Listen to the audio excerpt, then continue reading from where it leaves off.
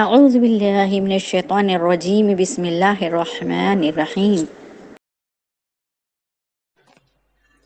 السلام علیکم ورحمۃ اللہ وبرکاتہ۔ کیا ہم جانتے ہیں کہ قرآن کریم کو غلط طریقے سے پڑھنا حرام ہو جاتا ہے؟ آج اس آڈیو میں ہم ہماری غلطی کو جاننے کی کوشش کریں گے کہ کہیں وہ غلطی ہم میں تو موجود نہیں، اگر ہو خدا نخواستہ تو یقیناً ہم اسے سدھارنے کی کوشش کریں گے۔ آئیے آج جانتے ہیں کس طریقے سے ہمیں قرآن پڑھنا چاہیے۔ بہت سے لوگ ایسے ہیں جو قرآن کو عام کتاب کی طرح سرسری طور پر پڑھتے ہیں، نہ رموز و اوقاف کا خیال کرتے ہیں اور نہ ہی الفاظ کی ادائیگی میں احتیاط برتتے ہیں۔ بس ایک ہی مقصد ہوتا ہے کہ کسی طرح قرآن ختم ہو جائے اور جان چھوٹے۔ استغفر اللہ، کیا یہی عظمت دل میں لے کے ہم قرآن پڑھیں؟ بالکل غلط ہے۔ اکثر جو غلطیاں تلاوت میں ہوتی ہے وہ منہ کو بالکل بند کر کے قرآن پڑھنا، جب تک ہونٹ نہ ہلے جلے، زبان منہ کے چاروں کونوں میں نہ جائے، مخارج ادا کیسے ہوں گے؟ ہونٹوں کو بند کر کے پڑھنے والا ایسا ہی ہے جیسے قرآن کو نہ پڑھنے والا یا قرآن کو صرف دیکھنے والا۔ پڑھنے کا کوئی اجر نہیں۔ ایسے شخص کا پڑھنا اور نہ پڑھنا دونوں برابر ہے، لہٰذا اس طرح منہ بند کر کے قرآن پڑھنے سے بچنا چاہیے۔ اتنی بلند آواز سے قرآن پڑھنا کہ کانوں تک اس کی آواز پہنچے، یہ ضروری ہے۔ خاص طور پر جو سخت الفاظ ہیں، سین کی آواز کان میں آنی چاہیے، سواد جو کہ نرم ہے لیکن سواد کی آواز بھی کان میں آنی چاہیے۔ بعض حضرات ایسا پڑھتے ہیں کہ گویا بس سرسری نگاہ دوڑا دی، آدھا پڑھا آدھا چھوڑ دیا، یعنی آخری کے حروف کو کھا کھا کے پڑھتے ہیں۔ ایسا قرآن کس طرح کام بنائے گا؟ بازار میں جا کے کھوٹا سکہ دکاندار کو دیجئے، وہ کھوٹا سکہ تمہیں لوٹا دے گا، سامان بھی نہیں دے گا۔ دنیا میں کھوٹا سکہ نہیں چل سکتا، آخرت میں کھوٹا پڑھنا کیسا چلے گا؟ ہمیں اس چیز کی طرف بہت فکر کرنا چاہیے اور ہمیں صحیح قرآن پڑھنے کی کوشش کرنی چاہیے جب تک کہ سانس ہے، جب تک ہی ہمیں قرآن پڑھنا ہے، اور اس قرآن کو ہمیں صرف اور صرف اس دنیا میں پڑھنا ہے۔ اگر ہم قرآن کو قبر کے اندر پڑھنے کی تمنا کریں گے، یا اللہ مجھے قرآن سے بڑی محبت تھی دنیا میں، مجھے قرآن دے دے، میری قیامت تک میں بس قرآن پڑھتا رہا، اسے نہیں دیا جائے گا۔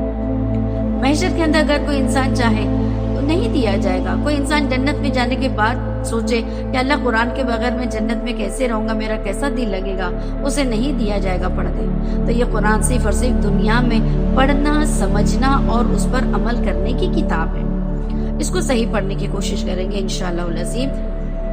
قرآن شریف کو تجوید سے پڑھنا چاہیے اور لحن سے بچنا چاہیے۔ لحن سے مراد لحن جلی، یعنی ہونے والی بڑی بڑی غلطیاں۔ بڑی بڑی غلطیوں ہی کو کہتے ہیں لحن جلی۔ لحن جلی میں 3 چیزیں شمار ہوتی ہیں۔ سب سے پہلی چیز وہ ہے کہ ایک حرف کی جگہ دوسرا حرف پڑھنا، جیسے الحمد کی جگہ، الحمد کی جو ہاں، جو بڑی ہاں جو حلق کے درمیانی حصے سے نکلتی ہے، اس کو الحمدللہ پڑھنا یا الحمدللہ پڑھنا، یہ نہایت گناہ ہے۔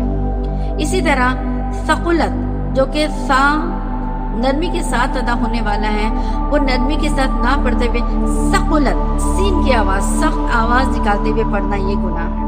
ٹھیک اسی طرح سما کی جگہ ہم نے پڑھے سما، تو یہ بھی غلط ہے کیونکہ ہم نے سا کی آواز کو سختی سے پڑھ دیا۔ تو اس طریقے سے ہمیں بہت بہت بچنا چاہیے۔ اور جہاں پر تو کی آواز، جیسے حتبہ، ابھی حتبہ کے تو کو ہم نے منہ کو پور کر کے نہ نکالا اور صرف حتبہ کر کے پڑھ لیا تو معنی بدل گیا اور ہم گنہگار ہو گئے۔ لہٰذا اس طریقے سے پڑھنا حرام ہے۔ ان غلطیوں کو نظر انداز نہیں کرنا چاہیے بلکہ اپنی اصلاح کی فکر کرنی چاہیے۔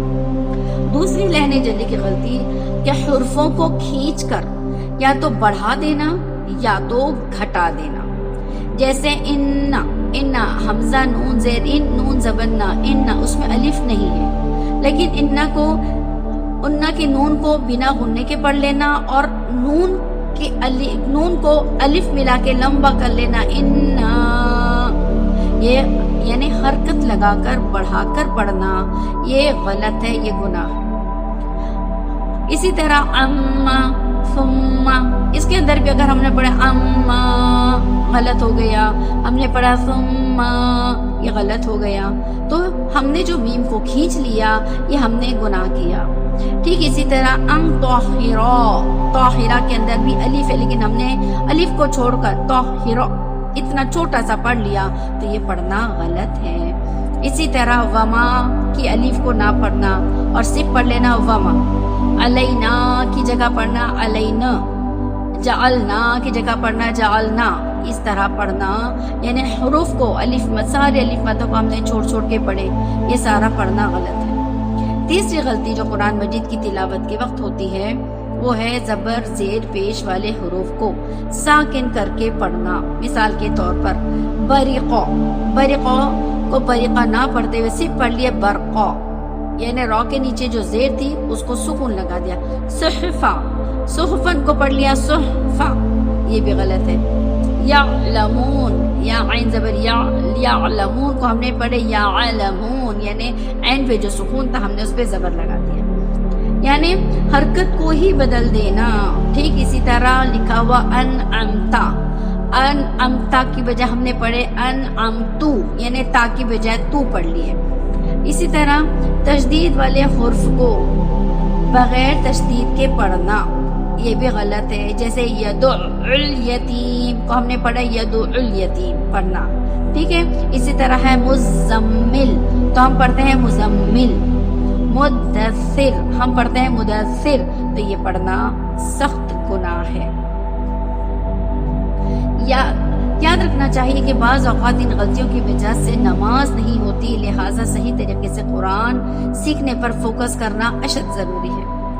دوسری ایک چیز ہوتی ہے جو قرآن کے پڑھنے کو مکروہ کرتی ہے، جسے کہتے ہیں لحن خفی، یعنی چھوٹی غلطی. اس طریقے سے قرآن کا پڑھنا مکروہ ہوتا ہے. مثلا کچھ حرف ایسے ہیں جن کی آواز نرم حرفوں کے نرم آواز کے ساتھ ادا ہوتی ہے. جیسے مثال کے طور پر غین کو پر کر کے پڑھا جاتا ہے، خا کو پر کر کے پڑھا جاتا ہے. اگر ان غین کو، خا کو، قاف کو اگر ہم پر کر کے نہیں پڑھیں گے تو اس طریقے سے پڑھنا مکروہ ہو جائے گا.